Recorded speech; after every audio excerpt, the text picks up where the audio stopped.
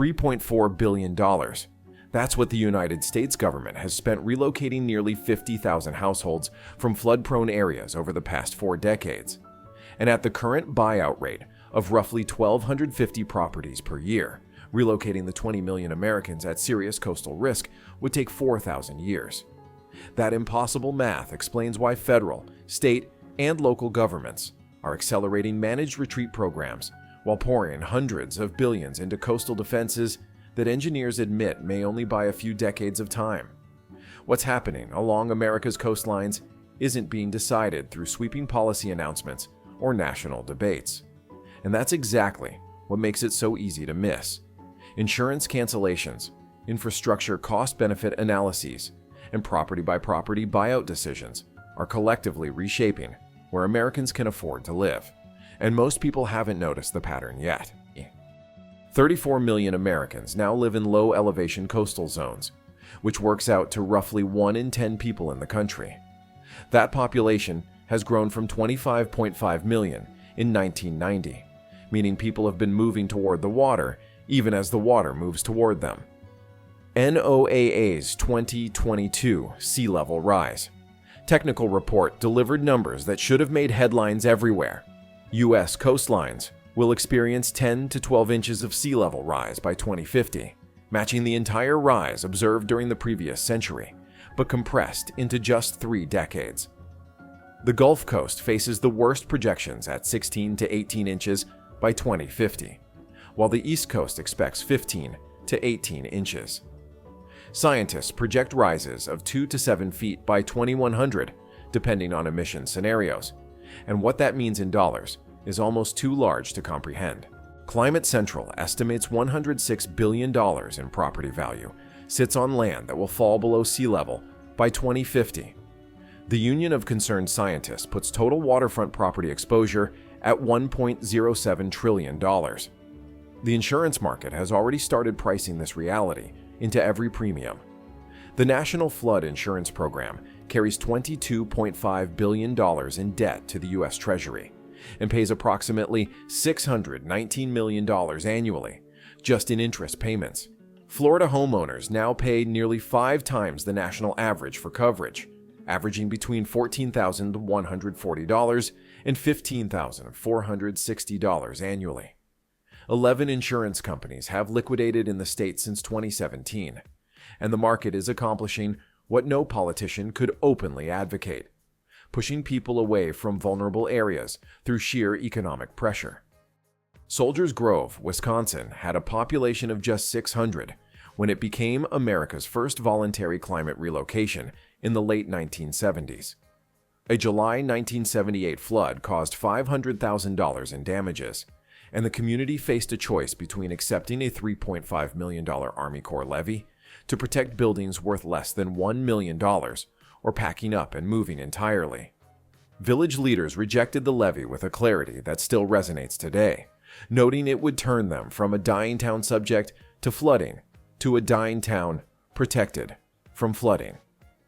With $900,000 in HUD Community Development Block grant funds and total project costs of approximately $6 million, Soldiers Grove relocated its entire downtown by 1983 and built a new solar village featuring over 20 solar-heated businesses. But here's the thing about Soldiers Grove. It remained an outlier for years until catastrophic disaster created the formal architecture for federal buyouts. The Robert T. Stafford Disaster Relief and Emergency Assistance Act of November 1988 created the Hazard Mitigation Grant Program with an initial 50% federal cost share. And the real shift came in 1993, when the Great Midwest floods displaced 37,000 Missourians and caused $3 billion in damages to Missouri alone. Congress responded with the Hazard Mitigation and Relocation Assistance Act of 1993, which boosted the federal cost share from 50% to 75%, and specifically authorized property acquisition for flooding. Over 9,000 homeowners across 9 Midwest states sold their properties after those floods, with Missouri alone acquiring 4,045 properties in 99 communities. FEMA has funded buyouts of more than 43,000 properties across 49 states and 3 territories since 1989, creating a template that would be tested again and again in the decades to come. January 21, 2016 marked a turning point when Île-de-Jean-Charles, Louisiana received a $48.3 million grant from HUD. No U.S. community had ever received federal funding specifically to relocate due to climate change before that day. This narrow island 40 miles south of New Orleans had lost 98% of its ancestral land to sea level rise, subsidence, and oil and gas pipeline dredging combined. Where the island once covered half the size of Washington, D.C. in 1950, only half the size of the National Mall remained. Chief Albert White Buffalo Naquin of the John Charles Choctaw Nation described pointing to overrun marsh where his house once stood, explaining that they lose land with every hurricane, and now all they have is a little bitty strip of houses and the road. He spoke about hating to let the island go, but having to, comparing it to losing a family member. The relocation 40 miles north has proven deeply controversial in ways that reveal how difficult managed retreat becomes when real families are involved. Only 37 households qualified for new homes under HUD's eligibility rules, and Chief Naquin himself didn't qualify. Residents reported substandard housing with leaks and malfunctioning appliances. A 2019 tribal press release accused state planners of steadily erasing the tribe's role as leaders of the resettlement process and excluding tribal leadership from decision-making. Chris Brunet, a 57-year-old tribal council member, posted a sign on his damaged home that read, quote, "0, along with a statement about climate change. He told reporters he never expected relocation would happen in his lifetime, and now that it had happened, it wasn't a celebration. Given any choice in the world, he would stay. Hurricane Sandy's October 29th, 2012 landfall killed 44 people in New York City and caused $19 billion in damages, flooding 17% of the city's total land area. Oakwood Beach on Staten Island experienced a 14-foot storm surge that killed 3 residents, including a father and son found in a flooded basement wrapped in each other's arms. What followed became America's first urban managed retreat. Local realtor Joseph Tyrone Jr. discovered the buyout option from a FEMA representative and formed the Oakwood Beach Buyout Committee, which gathered every Thursday to compile flood data, map willing properties, and organize residents into a unified front. Tyrone explained that presenting contiguous parcels was essential for getting state attention, and the strategy worked. $202.8 million went toward acquiring 504 properties across Oakwood Beach, Graham Beach, and Ocean Breeze. In Oakwood Beach specifically, 303 houses were bought and 223 demolished, and that's where the complications emerged.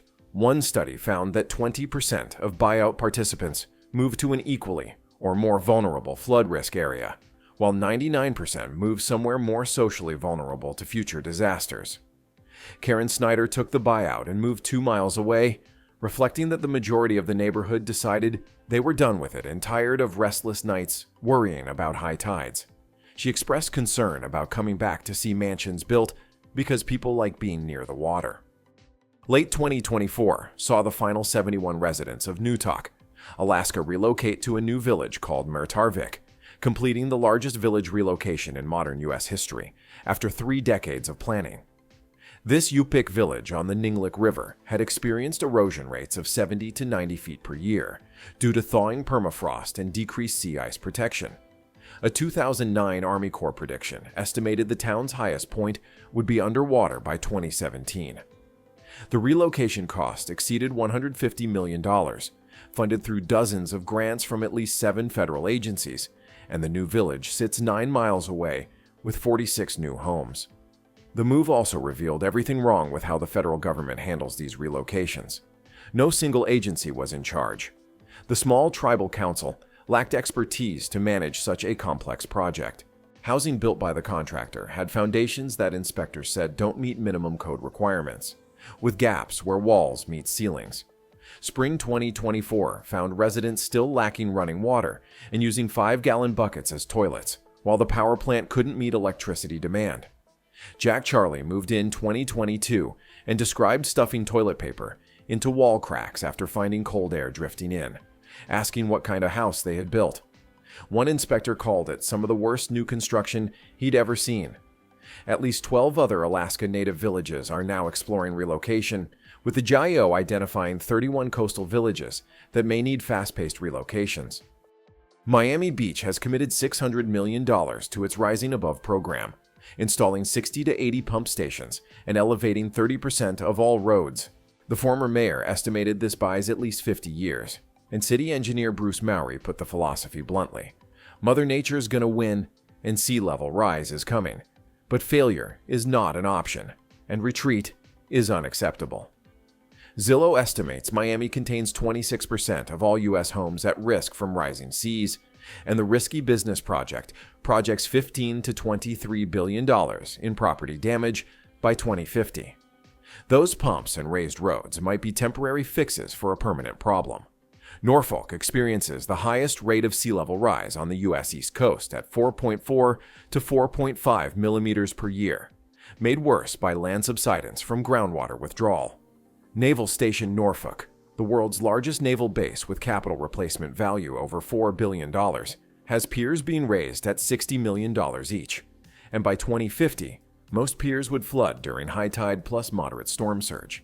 Charleston recorded 54 tidal floods in 2024, compared to 0 in 1924, and just 2 days per year in 1950. The Army Corps of Engineers has proposed an 8-mile, 12-foot seawall around the Charleston Peninsula at a current cost estimate of $1.1 to $1.3 billion, though construction won't begin until approximately 2035. Mayor William Cogswell put it simply: they cannot hold back the tide, and they know climate change is real. The proposed Ike Dike coastal barrier system would protect Galveston Bay and the Houston Ship Channel, with 55 miles of dune barriers and massive gates. Originally proposed at $2 to $6 billion in 2009, the current inflation-adjusted cost has reached $57 billion. Congress authorized the project in 2022, but only $500,000 in federal funding had arrived as of May 2024.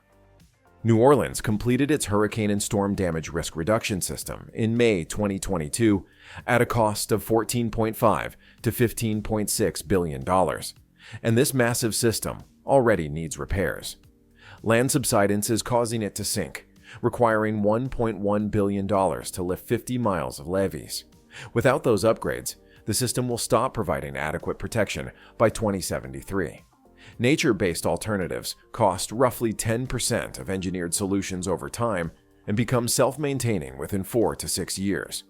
Research shows coral reefs reduce wave heights by 70%, salt marshes by 72%, and mangroves by 31%. These solutions receive minimal funding compared to concrete and steel. New Jersey's Blue Acres program has become the national model for effective buyouts since its establishment in 1995, with dramatic expansion after Hurricane Sandy. The program has acquired approximately 1,200 properties, using $234 million in state and federal funds. What sets it apart is speed, 6 to 12 months from application to closing versus the typical 5-year FEMA process. And then came April 4th, 2025. FEMA announced termination of the Building Resilient Infrastructure and Communities program, the largest pre-disaster mitigation program in U.S. history. The decision returns $882 million from the Infrastructure Investment and Jobs Act to the Treasury, along with $3.6 billion to the Disaster Relief Fund, canceling all applications from fiscal years 2020 through 2024. Chad Berginnis, executive director of the Association of State Floodplain Managers, called the decision beyond reckless, adding that eliminating it entirely mid-award cycle defies common sense. Tangier Island, Virginia, sits in the middle of Chesapeake Bay, covering 1.2 square miles where people have lived since the 1770s. 67% of its landmass has disappeared since 1850. Only 83 acres remain high enough for habitation, barely 4 feet above sea level, and the population has crashed from 1,200 in the 1920s to roughly 240 today. A 2021 study projected specific extinction dates. West Ridge becomes wetland by 2033, Main Ridge by 2035, and the final Canton Ridge by 2051. Relocation would cost approximately $150 million, while protection would run $250 to $350 million. Neither option has been funded. The residents of Ile de Jean Charles, Oakwood Beach, Newtok, and Tangier Island aren't America's first climate refugees. They're the first whose relocations received federal recognition. Millions more will follow, though most will move on their own, pushed by unaffordable insurance and unmarketable homes rather than pulled by government buyout checks. 34 million Americans in vulnerable coastal zones, 5-year average buyout timelines, 1,250 properties per year. The problem cannot be solved through managed retreat alone at that pace, which means something has to change, either the speed of retreat or the acceptance of catastrophic loss. For now, America continues preparing to abandon entire coastal cities, one property at a time, hoping the water rises slowly enough for the process to work. If you found this video informative, please subscribe and hit the notification bell so you don't miss our future coverage of how communities across America are adapting to these challenges. Drop a comment below if you live in a coastal area or have thoughts on how we should handle this situation, and share this video with someone who needs to understand what's happening along our coastlines.